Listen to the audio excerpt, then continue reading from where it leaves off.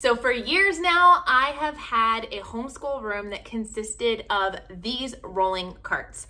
I have absolutely loved them, but today I have to say goodbye to them. Yes, you heard that right. I have completely redone my homeschool space. I've said goodbye to the carts and hello to something new and beautiful that works better for our family in the season that we are in now. It's really important when you're planning your homeschool space that you not get tripped up on what you don't have. We want to work with the spaces and with the materials we do have. And the very key element of working with the season that you are in. I'm in a unique season where many of my older kids are now not working all in the same room as me. They're off working in different spaces. They each have desks in their room where they like to work in their own area and where they store a lot of their school supplies. Because of this, it was time to switch things up and change things around. So let's take a look at what it looks like now.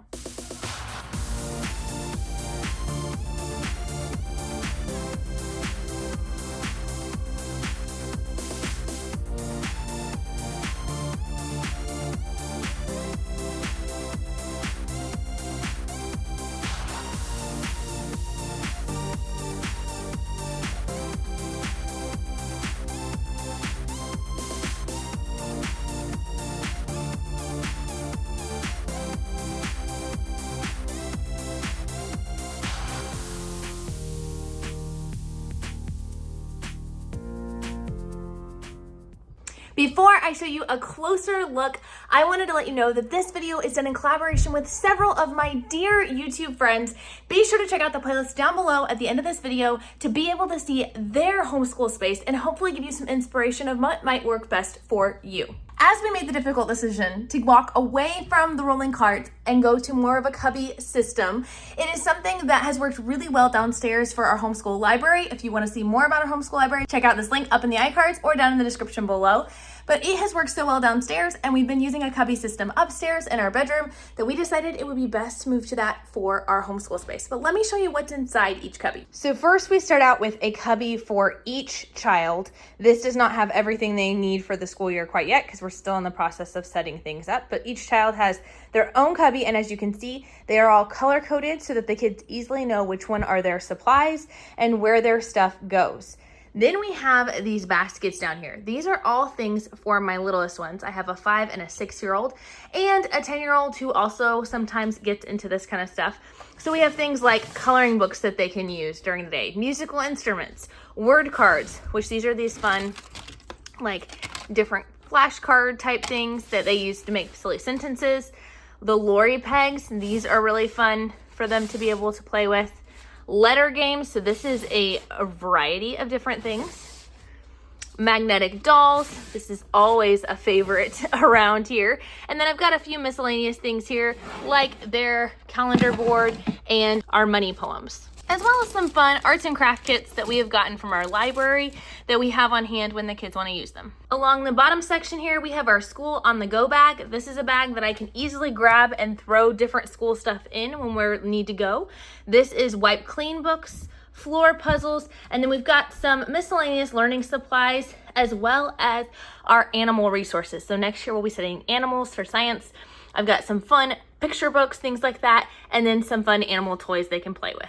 Up on the top, we have our inbox. This is really important. This is where my kids turn in assignments of things that I need to grade or things that I need to look over. We decided to add a TV here, and I was able to use a free resource to make this awesome calendar that I can have up here with the different things that we need to do for each day. I can also use it for educational purposes when we want to watch WorldWatch.News or we have a YouTube video we want to watch. So this year, I'm doing something a little bit different when it comes to readers. I am going to assign my middle school kids to read 1 hour a day, but then they can choose whatever book they would like from my middle school reader shelf. This will allow them to choose things that are of interest to them, hopefully engaging and helping their love of learning. I have picked out several books for them to choose from September to December, and then I have more that I will refresh with that midway point, but I'll show you that here in a second. These are for my middle daughter's readers, and then these are for my little's readers. Obviously, these are all ones that I will read aloud to them. Some of them go along with our history units, like this dancing hands ones, and other ones are just fun ones. Here is our read alouds for this year. This is just some of them. We were doing several on audiobook this year, but these are some of the ones that we're going to physically be reading. Here we have teacher's books. I have all of our Fix-It grammar teacher books, poetry, any IEW related teacher's books here. This is all for workbooks for my little ones. Here is our all about reading, all about spelling section. Here is all of our kindergarten and first grade teacher's books, along with our fun little monster for the games and PAL. I have our spinning cart, which definitely needs some reorganizing, but you know, real life here. This is for our anatomy resources. My two oldest will be doing anatomy, and so I've got some extra supplemental materials. Here we have educational games. We have more than this that are educational, but these are very specific educational games, and I want to make sure I use them. I found that in the past, if I don't see them, I very rarely pull them out, so I wanted a place where I could visually see those. Up here, we have our Bible resources shelf. So our current Bible resources, I'll show you where those are stored, but these are the ones that we're getting ready to use.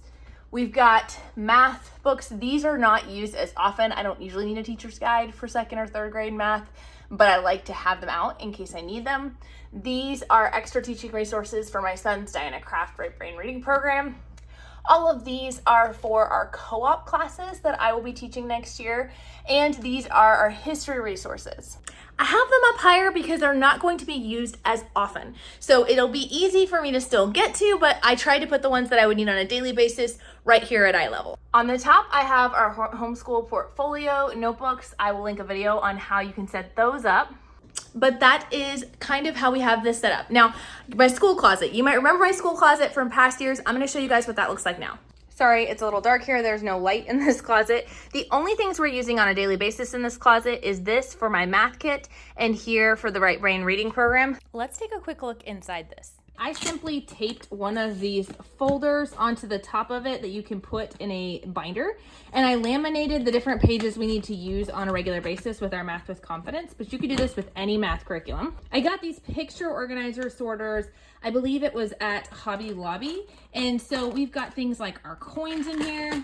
We have our pattern blocks, but I color coded them, so our red ones go in the red, orange in the orange, and so on and so forth.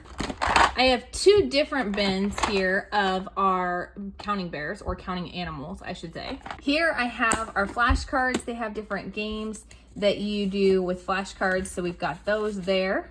Several different activities where they call for different items of different sizes, and so we've got buttons of assorted sizes. We've got some basic supplies, scissors, glue, and tape.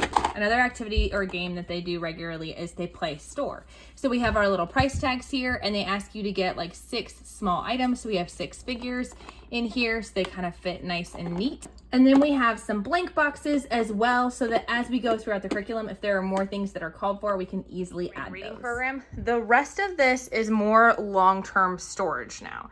So what we've got here is these are the books I will be switching out to for the next semester. So in December, I'll swap out. Here are these readers that my older ones, my middle schoolers, will be going through.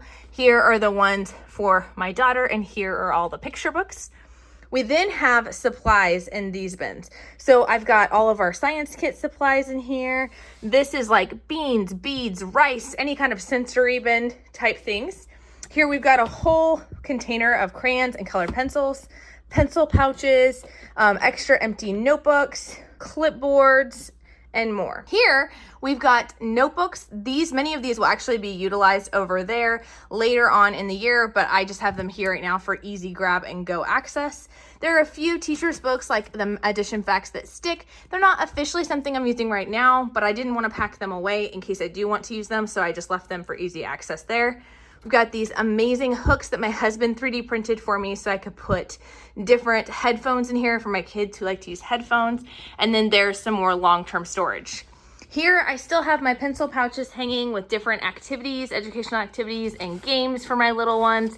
And I pull these out from time to time to have them work on. I also have my rolling cart here that I have next to my chair. This is for easy access. We've got our current Bible readers. So we're going to be going through the big book of questions and answers with my little ones, the Bible doctrine for younger kids with my middle two, and the Bible doctrine for older kids with my oldest. We then have our morning menus. I have not switched these out yet for next year, but that is where these are going to go. And then we have our science books, Exploring Creation, and we've got Exploring Creation, Anatomy, and Physiology. We have our history reader, and then we have some of my teacher resources, like my planner in here. I have one of the classes that I'm currently teaching this summer are going in there. We have a spot for flashcards. These are just a great way to keep those there. And then we have our fidget bucket and our Trinity hymnals. As you can see, things look a lot different in our school area, but we are using many of the supplies we've been using for many years. Many of the same containers, many of the same shelves, even the white cubbies that I've gotten in there. I got 2 new cubbies. The ones that were in there last year were just added to this edition. So there are just a lot of adaptations we made to keep things budget friendly when we needed to switch things up, but also make it work for us and our family in this season. I would love to know what changes, if any, have you made to your homeschool area this year? Let me know down in the comments. Be sure to check out the playlist here of all the other videos of different moms sharing their homeschool rooms as well. Talk to you later. Bye.